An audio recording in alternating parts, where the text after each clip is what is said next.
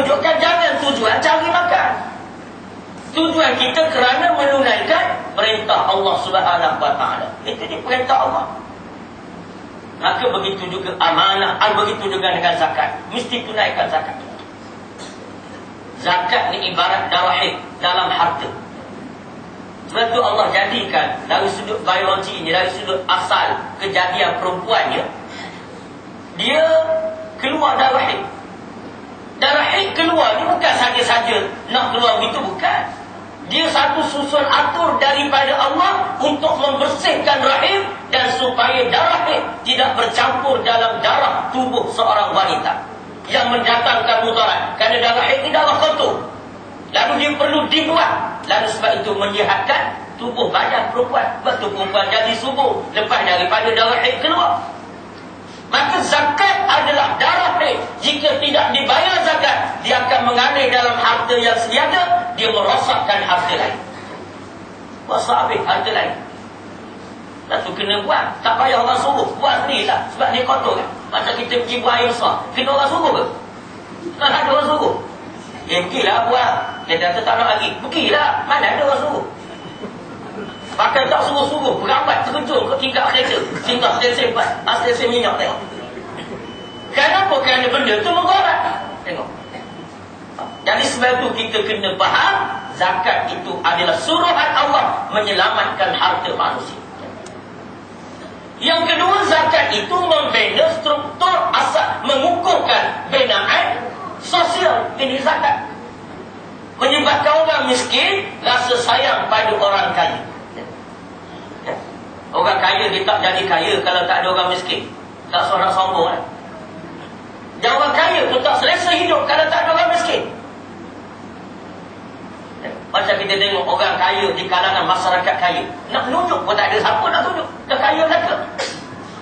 Mungkin ada orang miskin boleh menunjuk-nunjuk sikit. Tapi kalau kaya lah belaka, nak tunjuk siapa? Kalau nak menunjuk. Tapi hakikatnya kalau tidak ada orang miskin, orang kaya tak selesa nak hidup.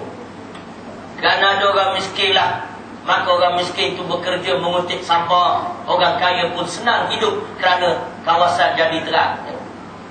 Belakang rumah pun terang, sampah tak ada. Kenapa? Kerana ada orang miskin kutip. Kerana atas dasar terima kasih pada orang golongan yang miskin, maka dia kena keluar zakat membantu orang-orang miskin. Dan kalau tak ada orang miskin, selera habis sampah. Kita kaya, selesa hidup, kaya. Pakai kot, pakai seluar, semat lagi kita ni siap dengan repair lagi. Kemih mata, tapi jalan dalam sampah jadi. Tak jadi. Mungkin ada orang miskin yang tidak, yang hanya mungkin ada orang biasalah, peringkat pertengahan yang nak kerja dengan indah water. Kalau tak ada dia, jadi apa kita semua? Jadi apa kita semua? Nak hidup pun tak senang. Atas jalan raya golek 2-3 ketuk. Seronok kita berjalan. Mungkin ada dia. Nah, ini nak menunjukkan atas dasar terima kasih itulah maka kita bayar zakat. Orang miskin pun sayang pada orang kaya, orang kaya kasih pada orang miskin, menjadikan imbangan dalam sosial ataupun masyarakat umat. Ini dia. Baru tak berlaku kebencian yang menyebabkan orang kaya, orang miskin berasa nak rompak orang kaya ni kerana digerak orang kaya kan. Itu dia. Bayar zakat dah, pintu pagar seti. Itu gerak. Balik rumah, tak ada pintu pagar. Habis. Jadi, dulu buat pintu pagar nak selamatkan harta daripada dia rompak. Sekarang orang tak rompak dalam rumah, orang curi pintu pagar tu. Jadi sebab itu kita lihat, ini di antara binaan-binaan sosial yang dianjurkan oleh Islam. Jadi zakat kena bayar. Zakat, cek balik. Kadang-kadang emas banyak, pakai emas. Apa kelengan? Nak pula orang belah-belah Kelantan. Pakai emas ni bersentuh dengan bulu tiap. Ini banyak emas. Bayar zakat? Tak bayar. Itu di masalah ni. Dan macam mana tak dapat pada daripada Allah. Jadi kena bayar. Kemudian di antara kata Rasulullah sallallahu alaihi wasallam lagi 3 perkara lah. Yang ada 15. Ni dia 15. Malam ni kita nak berhenti lewat sikit. Yang keempat kata Rasulullah, ata'ar rajulu zawjatahu. Itu yang keempat. bala datang daripada Allah apabila umat ini melakukan perkara yang keempat. Seorang suami taat membuta tuli kepada isteri dia. Itu peraturan queen control dalam rumah tangga. Salah drama dan jadi masalah. Bila suami taat kepada isteri dalam rumah tangga, dalam perkara yang tak patut dia taat, maka turunlah bala daripada Allah. Tunggu bala. Tengok sekarang, pemimpin pun kalau pemimpin taat ke bini, rasa habis. Hak musyawarah tu tak jadi belaka, dia jadi hak arahan daripada isteri. Ini masalah. Bila mana taat kepada isteri, isteri ni kita boleh taat, kita boleh terima pandangan dia, tapi dalam rangka apa? Dalam rangka yang diizinkan oleh syara, sekadar untuk kita meraihkan sifat dia sebagai sebahagian daripada manusia yang dicipta oleh Allah dan dianugerahkan akal oleh Allah. Sekadar itu saja. Satu perempuan dia tak boleh nak dijadikan pemimpin nombor satu, tak boleh.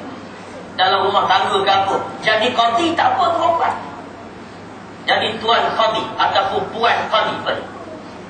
Sebab apa? Sebab dia bukannya fatwa, dia buat hukum hak dah siap, dah ada dalam kitab, dia cuma baca saja. Kalau dia alim, dia faham tak? Tapi kalau dia nak jadi mufti, tak boleh, kerana perempuan lemah dari segi emosi. Ini Tuhan tahu dah. Betul Tuhan tak bagi hak.